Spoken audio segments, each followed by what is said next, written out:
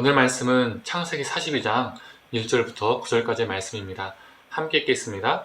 그때 야곱이 애굽에 곡식이 있음을 보고 아들들에게 이르되 너희는 어찌하여 서로 바라보고만 있느냐. 야곱이 또 이르되 내가 들은즉 저 애굽에 곡식이 있다 하니 너희는 그리로 가서 거기서 우리를 위하여 사오라. 그러면 우리가 살고 죽지 아니하리라 하매 요셉의 형 10사람이 애굽에서 곡식을 사려고 내려갔으나 야곱이 요셉의 아우 베냐민은 그의 형들과 함께 보내지 아니하였으니 이는 그의 생각에 재난이 그에게 미칠까 두려움이었더라. 이스라엘의 아들들이 양식 사러 간 자 중에 있으니 가나안 땅에 기근이 있습니다. 때에 요셉이 나라의 총리로서 그 땅 모든 백성에게 곡식을 팔더니 요셉의 형들이 와서 그 앞에서 땅에 엎드려 절하매 요셉이 보고 형들인 줄 아나 모른 체하고 엄한 소리로 그들에게 말하여 이르되 너희가 어디서 왔느냐. 그들이 이르되 곡물을 사려고 가나안에서 왔나이다. 요셉은 그의 형들을 알아보았으나 그들은 요셉을 알아보지 못하더라. 요셉이 그들에게 대하여 꾼 꿈을 생각하고 그들에게 이르되 너희는 정탐꾼들이라. 이 나라의 틈을 엿보려고 왔느니라. 아멘. 아침 묵상을 들으신 우리 모든 성도님들에게 하나님의 은혜가 있기를 간절히 소망합니다. 요셉이 바로의 꿈을 해석한 대로 7년의 풍년이 지나고 흉년이 들었습니다. 애굽과 각국에 기근이 심해졌고 야곱의 가족들도 그 기근을 피해갈 수가 없었습니다. 야곱은 애굽에 곡식이 있음을 알고 자신의 아들들을 그 애굽에 곡식을 사오도록 보냅니다. 막내 베냐민을 빼고 10명의 형제들이 애굽에 가게 되죠. 10명의 형제들은 애굽에 도착해서 요셉 앞에 서게 됩니다. 형들은 요셉을 못 알아보죠. 그러나 요셉은 형들을 알아보게 됩니다. 그리고 형들을 알아본 그때 요셉은 한 가지를 기억하게 됩니다. 그게 무엇이죠? 제가 9절 전반부를 읽도록 하겠습니다. 요셉이 그들에게 대하여 꾼 꿈을 생각하고. 우리는 요셉이 여러 단들과 해와 달과 별들이 자신에게 절하는 꿈을 꾸었고 요셉은 그 꿈을 품고 살았으며 그 끝내는 그 꿈을 꾸고 품은 대로 총리가 되었다, 형통한 자가 되었다라고 해석하는 경우가 참 많이 있습니다. 이전 설교에서도 형통이 성공을 의미한다고 말씀드린 적 있었죠. 즉 성공한 사람이 되었다는 것입니다. 그래서 이런 도식으로 많이 해석되고 적용됩니다. 우리 믿는 사람들은 요셉처럼 꿈의 사람이 되어야 된다. 꿈을 품고 살아야 된다. 비전을 품고 살아야 한다. 그러면 요셉처럼 크게 되어서 하나님께 크게 쓰임 받는다. 크게 쓰임 받는 자가 된다. 비전을 품는 자 이꼴 형통한 자, 성공한 자, 이러한 논리, 이러한 도식이 생긴다는 것이죠. 그런데 과연 그럴까요? 요셉은 꿈을 품으며 비전을 품으며 살았을까요? 공동번역으로 9절 다시 읽어드리도록 하겠습니다. 그때에 요셉은 형들을 두고 꾼 꿈을 기억하고. 개역개정이나 공동번역 무엇을 말하고 있습니까? 형들을 볼 때 그 꿈을 기억했다는 겁니다. 요셉은 꿈을 오래전에 꾸긴 했지만 그 꿈을 품고 살지 않았습니다. 잊고 살았습니다. 그가 종으로 있을 때, 죄수로 있을 때, 그리고 총리가 되었을 때도 그는 그 꿈을 잊고 살았던 것입니다. 꿈을 품어서 총리가 된 것이 아니라는 것이죠.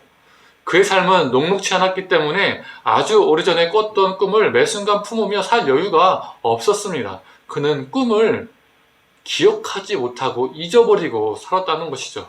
그런데 오늘 본문을 보면 형들을 보자마자 잊었던 꿈이, 오래전에 꿨던 꿈이 기억이 났다라고 말하고 있습니다. 그래서 요셉이 꿈을 품으며 살았다는 것은 성경의 왜곡입니다. 너무나도 자의적인 해석인 것이죠. 비전 이꼴 성공이라는 세상의 개념이, 세상의 도식이 요셉의 이야기와 섞여 버린 것입니다. 그래서 요셉이 나오는 성경 이야기가, 이 요셉의 사건이 왜곡이 된 것이죠. 요셉은 꿈을 품으니까, 비전을 품으니까 큰 사람이 되었다, 형통한 사람이 되었다, 성공한 사람이 되었다. 우리 자녀들도 요셉처럼 꿈의 사람이, 비전의 사람이 되어야 한다, 그렇게 키워야 한다, 이렇게 말하면 너무 멋있잖아요. 성경이 왜곡이 되었는데도 너무 멋있잖아요. 인간의 욕망과 잘 부합이 됩니다. 그래서 너무 편하게 오늘 성경 말씀을 왜곡시켜 버린 것이죠. 요셉이 총리가 된 모습, 그 모습만이 마음속에 있게 된 겁니다. 비전의 사람, 성공한 사람. 하지만 요셉이 형들에게 버림받고 옷이 다 찢겨지고 옷이 다 벗겨지고 죄수가 된 삶, 종이 된 삶, 억울하고 정말 미천한 삶을 살았던 삶, 그 고통의 삶은 우리는 잘 기억하지 않으려 합니다. 이 중요한 과정들은 다 생략하고 꿈꾼 것하고 총리가 된 것, 이것만 딱 이어서 꿈을 품으면 요셉처럼 큰 사람이 된다. 이렇게 도식을 만들어버리면 정말 위험한 겁니다. 요셉은 오늘 본문을 보면 꿈을 품고 살지 않았습니다. 요셉은 잊고 살다가 형들을 봤을 때 그 꿈을 기억했습니다. 그러나 요셉은 꿈을 품고 살지 않았지만 분명한 것은 비전의 사람입니다. 왜 그렇습니까? 매 순간 꿈을 품으면서 살아서 비전의 사람이 아니라 그래 그때 단들이 해와 별들이 나한테 절을 했어. 난 그 꿈을 꿨어. 난 그 품고 살아서 그래서 비전의 사람이 아니라 하나님과 함께하는 삶을 살았기 때문에 그는 비전의 사람입니다. 그가 총리가 됐기 때문에 형통한 사람, 성공한 사람이 된 것이 아니라 종이었을지라도 죄수였을지라도 하나님이 그와 함께 해주시고 그가 하나님과 동행했기 때문에 그는 이미 성공한 사람이었습니다. 총리가 되어서 성공한 사람이 아니라 죄수였을 때도 노예였을 때도 그는 성공한 사람이었다는 것이죠. 사랑하는 성도님들, 내가 또는 내 자녀가 요셉처럼 되기를 원한다면 총리의 자리만 생각하는 것이 아니라 천한 종의 삶, 억울한 죄수의 삶도 엄청난 고난과 고통의 삶도 수용할 준비가 돼 있어야 합니다. 우리 자녀들을 요셉처럼 키우고 싶다면 우리 자녀들을 험난한 고난 가운데에 내보낼 준비와 결단이 있어야 합니다. 사랑하는 성도님들, 고난 가운데서도 어떤 상황 가운데서도 하나님이 우리와 그리고 우리 자녀들과 함께 해주시는, 그리고 우리가 또 우리 자녀들이 하나님과 함께하는 진정한 비전의 사람이 되기를 간절히 축원합니다. 함께 기도하겠습니다. 하나님, 요셉은 아주 오래전에 꾸었던 꿈을 품고 살아서 꿈의 사람이 아니라 비전의 사람이 아니라 꿈을 품고 살았더니 그것이 현실로 이루어진 것이 아니라 그는 꿈은 꾸었지만 꿈을 품고 살지 않았습니다.